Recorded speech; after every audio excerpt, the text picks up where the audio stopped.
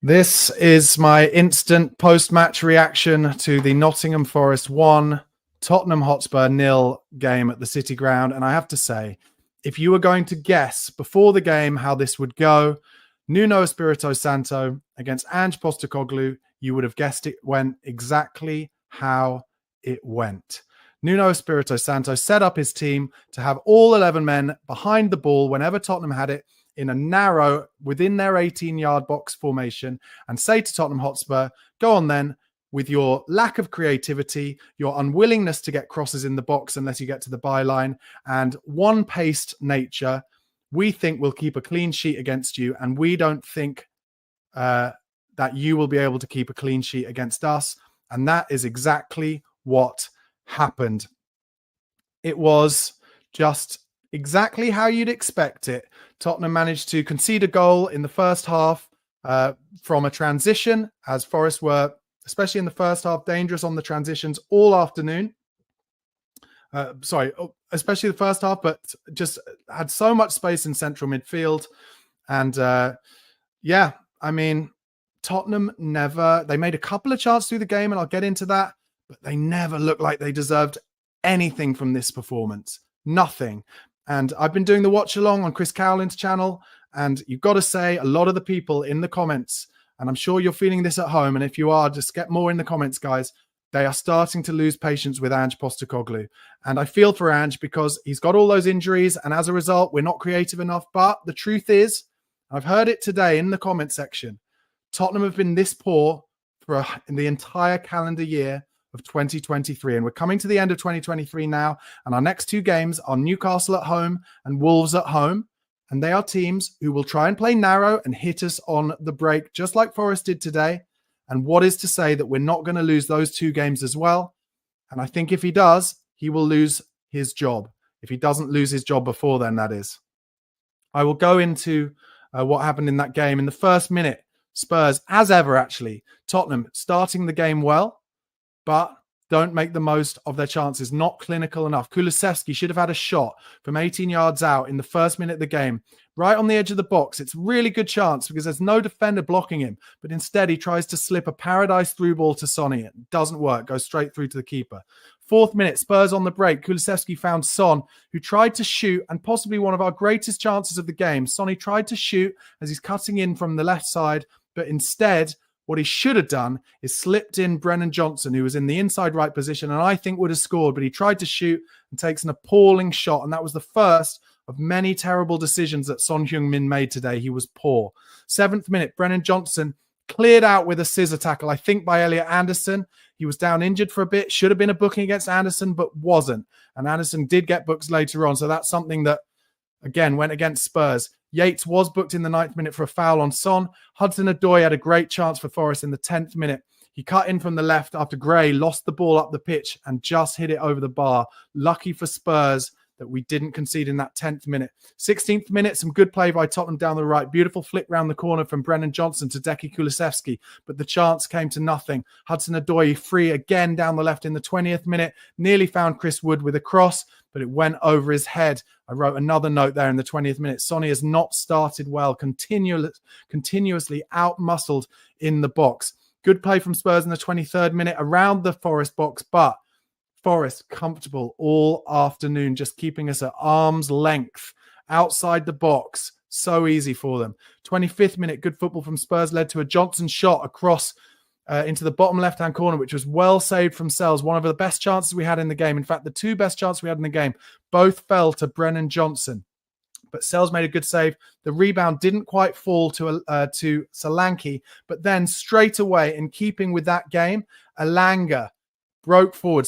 Forest broke forward straight from the transition, and Elanga had a shot deflected over the bar, and that was how the game was going throughout that first half. And the 28th minute, Forest got their goal, Elanga with it, and Spence was knocked off the ball up the pitch, and Gibbs White, just after one pass from that, the freedom of the city of Nottingham in midfield, no pressure on the ball. All he had to do was slip in Elanga, who first time just beats Forster easily. 35th minute, I've made a note. Same old, same old. Forest so comfortable. Feels inevitable. It was inevitable. That result was inevitable all game. 37th minute, another note. Sonny playing badly. Poor touches over and over. 38th minute, Tottenham's best effort of the first half. Johnson broke into the box. Kulusevski did well to find him from the byline. In his second touch, Johnson makes Sells make a save, tips it over the bar. 44th minute, a free kick chance comes to Spurs. Anderson was booked for a free kick, taking out a Spurs player outside the box. And Sonny, so close with the free kick in the inside right channel, hits the stanchion kind of side netting. And we needed that to go in. If we were going to score today, it would have had to be from a Forest mistake or a bit of magic like that free kick, and it didn't happen. Second half, 46th minute, I've made a note. Forest leaving 4 up when we have the ball, and that's why they were so dangerous. Basically, when they were seeing opportunities to get it on the transition, those players would sneak up the pitch, and we nearly conceded in the 46th minute from that. Deki Kulusevski, 47th minute, terrible shot from outside the box after some patient play from Spurs. 48th minute, Dragusin is booked after Elanga rolled him easily. He took a professional foul there, Dragusin, on the halfway line. And actually, I put that down as a good booking to take. We might well have been 2-0 down afterwards had he not done it, sorry. 52nd minute, 2 huge saves. Fraser Forster, a cross came over. He had to get something on it because there were men at the back stick. And then Gibbs-White was in right in front of him. And Forster made himself big. Big save for him. Straight away after it, a chance for Deki Kulusevski to drive at Forest from the transition.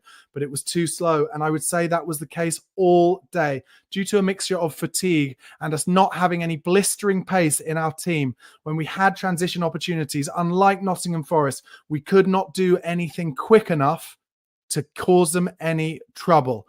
54th minute, Spurs won it high. Kulusevski was in down the right, but again, too slow. We need to do it quicker. We want a corner. Nothing from it. Shot from Sarr from outside the box in the 56th minute from a cleared corner. It was a good shot. It was blocked. Then the header comes back in, and this was our second biggest chance of the game. Johnson took a beautiful touch, beats his man, and he's in about 8 yards out. Keeper makes himself big, and Johnson, I guess, tried to go through his legs. He just tried to get something on it, and it's well saved by Sells. 58th minute, good defending from Jed Spence. Would have been called offside anyway, but he stopped Chris Wood from getting a free shot from only 8 yards out. Huge chance in the 60th minute for Elanga. A volley, didn't get hold of it. And Spurs, once again, losing the ball before the replay of that is over. And it was actually a good block from Udogie to stop a certain Chris Wood goal as a cross came in from the right. 62nd minute, free header Milenkovic from a corner. And this is when Spurs made their subs. Madders and Bergvall came on for Bentancur and Sarr. 64th minute, Murillo was booked for a very late foul on Lucas Bergvall, who actually impressed me when he came on, showed energy again. 66th minute, good stuff from Bergvall, breaking through midfield, led to a left foot shot from Maddison over the bar. I didn't mind him having a dig, though, because we just weren't getting any shots off all game. 67th minute, chance for Forest, first for Hudson-Odoi, then Elanga, but Jed Spence did well to block an initial attack there, and nothing came from it. 71st minute, and Spurs trying to attack now. Good ball from Madders to Slanky into the box. Murillo and Milenkovic blocking as they did all game. And from there, the 70th minute onwards, really, to be totally honest, just Spurs did very little. I'm just watching the other scores. Interestingly, Fulham found a way to win at Chelsea today, and Newcastle beat Aston Villa 3-0. Obviously, we've got Newcastle in the next couple of games. That'll be different. But all the notes I've made pretty much up until the 85th minute, Madders got into, played a free kick into Werner on the touchline, on the byline. The cross was cleared. And then Solanke had a negligible header from a Porro cross in the 90th minute. And then Jed Spence got sent off for a second bookable offence. And really, I have to say, in terms of just going through the players, I thought Forster did as much as he could. I don't think he had a chance with the goal. Spence did well until he got sent off. I thought Udogie for his first game back was fine. Dragusin and Gray, it's not really their fault, I don't think. The midfield of Sarr, Bentancur and Kulusevski just not able to open up the Nottingham Forest side, who was so well disciplined and found it so easy. And just very, very poor. Sonny, I have to say, I don't want to criticize him just for the sake of it. Look, he's been our elite player for years. He's been unbelievable. But he is so poor today, just run out of options. And I said before the game, I'm not sure why Sonny and Johnson are playing this game when they both thrive from space in behind. And we're playing against a team who will not allow any space in behind. As I watch the league table, and Nottingham Forest up to 34 points in third place in the league. Spurs on 23 points, 11 points behind Nottingham Forest. Shocking from Tottenham Hotspur. Really poor. And I will take it from those of you in the comments who are saying, sure, ANGE has had injuries, but also it's been like this the whole year. And that's true. That is true. And I will say this again, I've said it before, Ange Postecoglou is responsible for a lot of these injuries with the relentless training and the relentless way he insists on them playing during matches. And if it's not working, if you continue to do the same thing time and time again, and you don't give the appreciation of the opposition and how they're going to do it and tweak and make changes because of it, you will lose your job and you will not be deemed good enough at the top level. But to go back, Sonny I thought was poor. Solanke I thought was the best player for Spurs today, constantly holding the ball up well, trying to do things. And Johnson really well. The best chances fell for him and he didn't make the most of them. And maybe that's because he hasn't been playing in the recent games. Overall, guys, just a thoroughly depressing, disappointing performance from Tottenham. You know what you're going to get from a Nuno Espirito Santo team, and you've got to find a way to break through, open the lock of the door to break through it. And Tottenham just played the same old way as we have done. And it was poor. And one thing for me, if it's not working, try something different. And we didn't get any crosses in the box. Get some crosses in the box. Sure, they've got Milenkovic and Murillo, who were just clearing everything at will today. But try something different. Do something different. Maybe you'll get an own goal. Who knows? Maybe you'll get a deflection. It'll lead to a shot outside the box or something. But try something different, and Spurs didn't. I'm sorry, Ange is walking the plank now, and I'm an Ange fan, and I feel for him because he doesn't have the players at his disposal. But he is partly responsible for that, and he's walking the plank.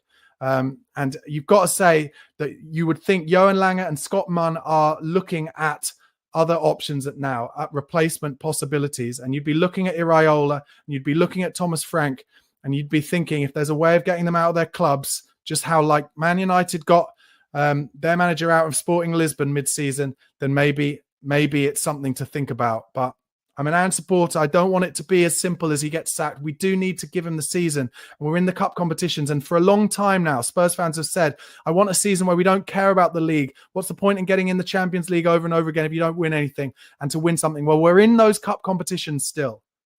So for me, still at this point, it should be that you give Ange the possibility of winning one of those trophies, but it doesn't look like he's going to, because the way we're playing is not good enough.